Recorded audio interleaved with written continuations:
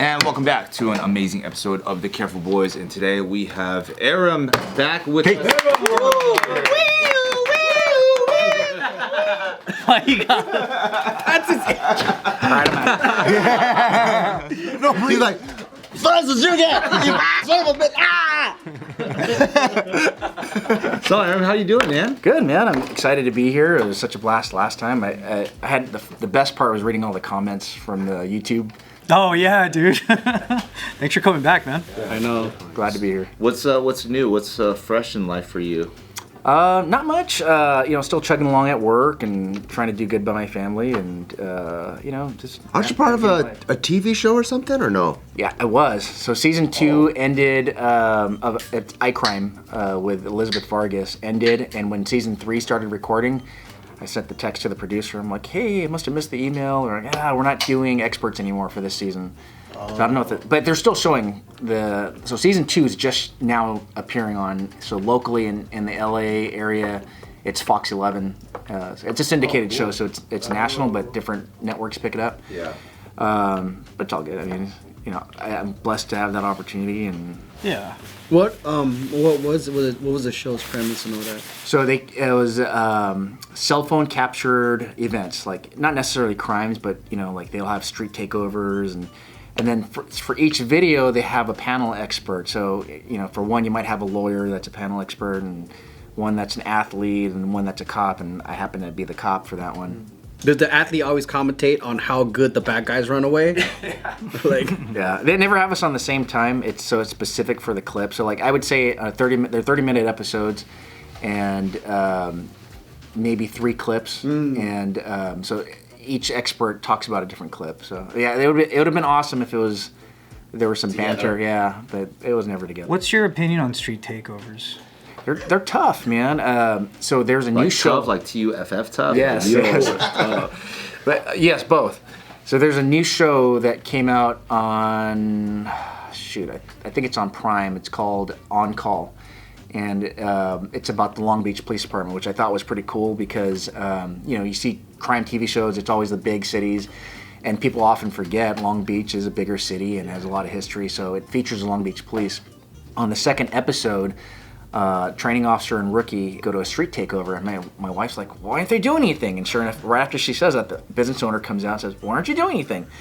Well, you got to think of the mob mentality, right? You have hundreds of these guys taking over an intersection, and you have 2, 4, 5 police officers against a whole mob. What are you going to do? And I'm like, I asked my wife, well, arrest them. How much ammo you got? She's like, arrest them. Like, well, okay, so you go to arrest somebody, and now it's the lynching, right? They want to get their guys back. Now you're taking rocks and bottles, and we saw that. There was a LA County deputy that was at a street takeover, I think in Monterey Park or Rosemead, and as the cars were trying to get away, one car was repeatedly ramming the deputy, and the deputy shoots the guy or shoots the car. So it's do you create a bigger mess, or do you sit back and observe? And I think things will be. That's the biggest predicament, huh? Is like the I guess mess management. Because I think that's things what a lot of people. Because I always think like if there is some crazy shit going down, if there was a police officer, my go-to thing would be like, right? Yes. But then for the police officer, they're like, there's a lot more pieces on this board that I see than what you're looking at, and that's something that never runs through my mind. Right. I remember when they had street races, and then like cops would come, everyone used to run away, and then they'll catch like the slowest one. Vin Diesel walking on the sidewalk. But it's such a different, it's such a different kind of time now where no one runs, and then what do you do? Yeah. It really is, especially in liberal-run counties where the district attorney won't file on misdemeanor crimes. Why would they run, right? They know they have power in numbers, and then nothing's going to happen to them. At the most, they're going to get a slap on the wrist. But I think it's a game changer when you have now you have a group of officers, maybe a dozen officers. They finally said, hey, they're not dispersing with our presence. Let's go and get a skirmish line, and then we're going to say that this is an illegal assembly, make those announcements, and if they still remain, you find the first person as a mob, and then we do a circling technique where you have a group of officers watching the arresting officers' backs. Arrest them, bring them back, put them in a car, the car goes off, and you repeat the process over and over. Oh. And I guess the theory is after a couple arrests, people likely flee. Now, if they decide they're going to throw rocks and bottles, you have that your 10 instead of an arrest team turns into a skirmish, and then you bring additional resources. But it's one of those things. If you're a city and you've got a lot of things going on in addition to that street takeover, do you throw all your resources at the street takeover? Because someone else could be robbing another place on the other side. Yeah. So it's as a watch commander, as my position, I've got to determine what resources go to what, and make sure that if something were to jump off, that I can extract those resources. And if I have 10 people committed to a street takeover and they're sucked in now, they can't get their cars out because there's people running around or cars blocked in, and I got to get to a fire or a shooting, they can't go. So you want to have some people in reserves too. So is it also like case by case though, like emotionally? Like let's say it's like there's a street takeover on like a Tuesday. It's like let's go figure that out. But like there's a street takeover because the Dodgers just won the World Series. Yes. Let's let that one slide. Right. So civil unrest becomes civil unrest, and what a lot of people don't realize is we're severely outnumbered. So nationally, there's 360 million people in the United States, and there's less than 800,000 cops to police all of them. Wow. So you look at El Monte, for instance. El Monte has 120,000 population, but we have 120 cops for 120? That's crazy. So and that's just the whole department. Not at one time we may only have if it's day shift, we may have 7 street cops, and and when swing shift comes on, an additional 7. So anywhere between 7 to 14 cops to police the entire city. Man. When I started, we had 50 more cops. Our complement was 50 more cops. Our complement was close to 170, so we could afford to have more cops on the street during a shift. But as things happen, they wanted to defund and release the budgets to other entities other than police. Every department across the country had to curtail their budget, and as a result, agency sizes got smaller. I felt really bad during the fires because everyone spread thin, especially LA County. And then you have like the stupid ass motherfuckers that it almost felt like stupidity is contagious. Like one arsonist would be like, "Oh, you see what's happening over there? I'll set a fire over here, set a fire over here." And then you just see people like filming people just setting random fires to a bush. And then good thing, like there's people putting them out. Right. But it's like, dude, if everyone like acts dumb at one time, like you can't even stop it. Right. And then in like the liberal Rand City where they like arrest the arsonist, my mother-in-law, she was like, "Oh, they caught them." And then I was like, "What do you think they're gonna do tomorrow?" She's like, "What?" I'm like, "They're literally gonna release them." Yeah. And then they're probably gonna start more fires because of the stupid ass policy. She's like, "Oh." Didn't that happen to that one that they caught? Yeah, in, the guy with the blowtorch. Yeah, the one that they were catching in Pasadena. He just got released for another arson thing that he did a couple days ago. So those are tough because so we have a new DA now in LA County. I think I mentioned him last time, Nathan Hochman. He won. Where did Gascon go? Because I want to move over there. Don't do it. I heard he's trying to go to Clark County. So I'm moving back. I'm moving back. Yay! So Hochman, on his first day, all the department heads of every police department in LA County got a memo saying that he's rescinding all of Gascon's policies. Fuck yeah. And then California, or LA County, or I forget if it's California or LA County, I think it's LA County, passed Prop 36, right? And What's Prop 36? So it criminalizes repeat misdemeanor offenders. So we remember the 3 strikes law? Yeah. That basically applied to felonies only. So what happens to Target when they get the same repeat petty theft guy, the guy that steals razors, or the reason why razors are locked up behind glass. Right? Everything's locked up. Underwear. Well, they can do that 10, 15 times, and it's the minimum punishment each time, right? We used to have petty theft with a prior, but that doesn't, which made it a felony. We don't have that anymore. So the next best thing is Prop 36, which criminalizes on the 3rd offense, makes it a felony. So now their punishment, the minimum prison time is in prison now, not county jail. Prison time is 2 years minimum. So it makes criminals think twice now because the punishment is more severe. Yeah, de-incentivizes. Yes. Yeah. It's good word. What's up, guys? We got some new offerings for you on our Patreon. As you guys know, Cam be deleting footage all the time. We got missing episodes, and now we can get things from Can's recycle bin but we're gonna release those episodes exclusively on Patreon. Somehow, he found this footage, and a lot of times it is some of our best stuff. Yeah. So sign up to our Patreon to check out Cam's Recycle Bin. Also, we got another good one for you. It's called the JK Time Capsule. So if you've been a fan for a very long time, or if you're new to this channel, you're gonna be like, yo, there's these videos that were like really great, but where did they go? Well, we had to private them because of all these changes on YouTube. But I know some of you guys are still asking for them because they had some great jokes. They had some great memories. So we're gonna re-release those, but only for our Patreon. Yeah, because they're really good videos, but they're not too YouTube friendly. So if you sign up for the Patreon, you can watch those videos. But not only that, we're gonna have exclusive access for just our Patreoners to our Discord, where you can chat with us, you can ask us questions, but most importantly, you guys can also submit your topics and everything, and we'll be using those as videos for JKN. So whatever burning question or issue or anything that you wanted us to comment on and you want to see our perspective on, or even a topic that you would love to hear us just banter on, join our Patreon and you can ask them in our Discord. So the link is gonna be in our description box below. So see you soon on the Patreons. Adios. I saw this clip of all those looters like going to Orange County, and then like it's a compilation of the Orange County cops going like, nah, this is Orange County, we're gonna prosecute, we're gonna get you, we're gonna and then they're like, wait, I thought you were gonna like catch and release, and then they're like, nope, this is Orange County. Right. They're like, I don't get cite and release. I don't get cite and they don't release? get cite and release over there. Yeah. To your point about the fire guys getting released, so sometimes they do that strategically, especially when they're trying to build a case. So if we can get them if it had happened, I think they ended up keeping them for their warrant. If we can get them to burn more shit.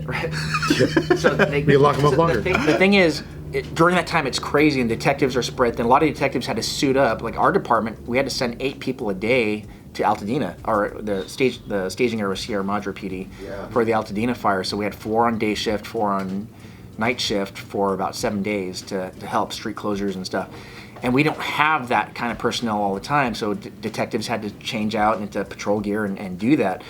But so they don't have time to build, and you only have 48 hours to arraign these guys on that charge. So sometimes it's more advantageous for us to release somebody on that arson charge, because if we're hastily trying to arraign them on the arson and we don't have enough evidence, the judge is going to kick it out, and we can't try him on it again because double jeopardy, right? So it's like, you know what? He had a warrant. Let's keep him on the warrant. He's going to be in jail for at least 30, 60 days on the warrant, and during that time, we can build our case for the arson, so it's a slam dunk, and lock him in on that, and we can reintroduce that charge, charge him at a later time. So the news doesn't tell you that. The news tries to dramatize it, say, oh, they let him go on the arson. Yes, technically we did, but here's the reason why. Maybe that's why they let that guy go off on the arson, but they got him for felony probation violation. Yes, that's precisely why. see. Yeah. Shit. Yeah.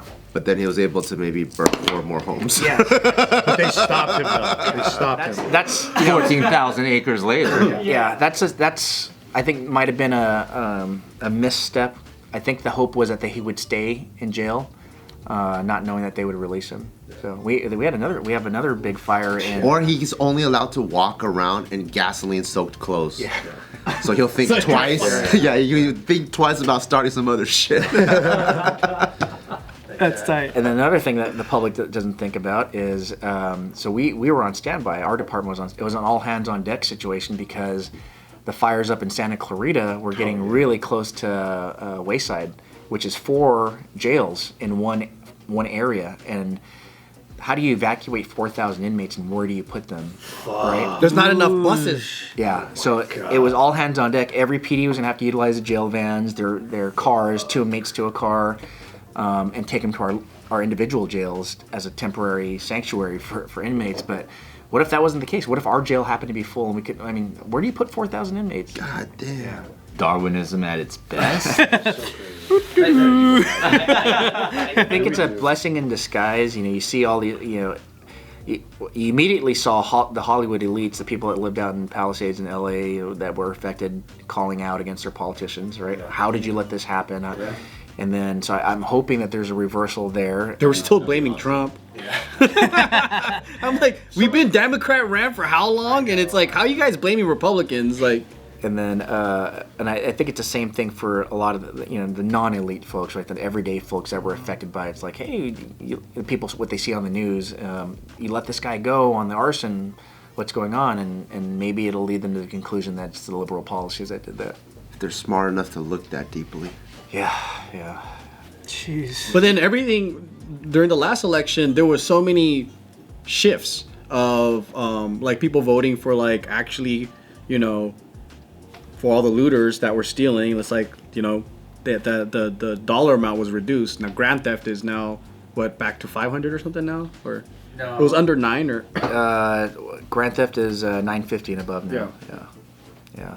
It used to be, I think anything over 600 is considered grand theft. But yeah, it makes it very difficult. You can go to a Home Depot and buy or walk away with a $500 generator, and it's petty theft. Yeah, that's crazy to me. That's why this new Prop 36 is incredible. If they've done it before, they've done it again, and the third time they've done it, then that's a felony. I wish you could get charged just based off the way you look. Yeah.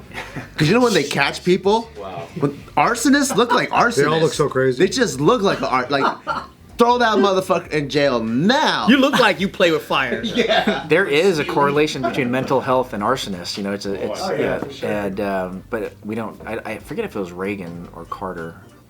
Oh, Reagan was governor in California. Yeah, he closed the state mental hospitals in California. Do you know why? Because I think they said at least a third of homeless people, they have severe mental disabilities where they won't be able to ever integrate into society. So it's like we need. I think it was money. I think it was a way to balance the budget. Always money. Yeah. A third sounds low. Because you have such a unique perspective and an inside understanding of why things happen a certain way, what you're able to do with it based off the policy and law and stuff like that. What's your personal opinion on how, quote unquote, the LA wildfires was handled? I thought it was handled great. And the reason why is this. I know we had a lot of destruction and stuff, but if you look at the way LA is made up, and this is going to be difficult for your audience that doesn't live in this area to understand if they've never been out here. LA County is bigger than some states, right? It's true. Huge. And so when you have fire entities, you have LA City for LA City itself, which is, I forget the square mileage, but I want to say between 50 and 60 square miles. Huge, right? You have San Francisco, which is less than 10 square miles of the city of San Francisco proper. So, but just as many people, right? It's just as densely populated. But they can, because the geographic footprint is so much smaller, they can apply resources to those areas. But if you saw on the map where the Palisades fire was, where the Altadena fires were, and where's the other one? Sunset, I think the Hollywood Hills one. Hollywood Hills. Now they have one at Castaic or something. Yeah, Castaic, and then San Diego and Riverside. There's some. Was it the deer something? I forget, but if you triangulated it, and it was all within LA County, you got to send your resources and if the public knew how many fire trucks it takes just to get one house, it's eye-opening for them. So we've had house fires in El Monte, and El Monte is only 10.5 square miles, and then you have 4 fire stations, and people are like, why would you put 4 fire stations just in one small city? Well, you have to have a ladder truck, an engine, and a quint, which is one of those where the engineer sits in the back and it has to steer from the back. I don't know if you've seen those. Because you have to attack fires from 4 sides. And people don't realize. People think, just get one truck to the front and put a fire hose. No, it's 4 sides, and then the 5th side that people often forget about is on the inside too. So as they're fighting on the outside, they have to fight fire on the inside. So that's 5 trucks, 4 stations devoted to one house. Now, can you imagine the outbreak that we had? How many resources? We didn't have enough. That's why trucks had to come in from Vegas, from Arizona, from Mexico, from Canada. That was so cool for everyone to join together and try to save the city. Yeah. So South Africa. That was 20,000 acres in the Palisades fire, and then Eaton was 16, in the 15. That's I can't even imagine. It's still burning a little bit too. Yeah. So I think from a management standpoint, I know there's a lot of criticism to the leadership there. Rightfully so. There was some defunding. I think their budget was curtailed prior to that. It says 17 million. Okay, that's huge. I don't care what size agency you are, that's huge. That's what Karen Bass wanted. Huh? Yeah. My girl. Sick. Love her. Why did they do that? I thought it was defund the police, not the fire department.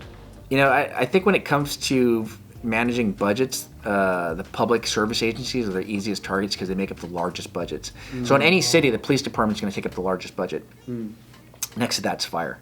So when you look at those big investments into just one department or two departments, they curtail things like overtime or equipment or training.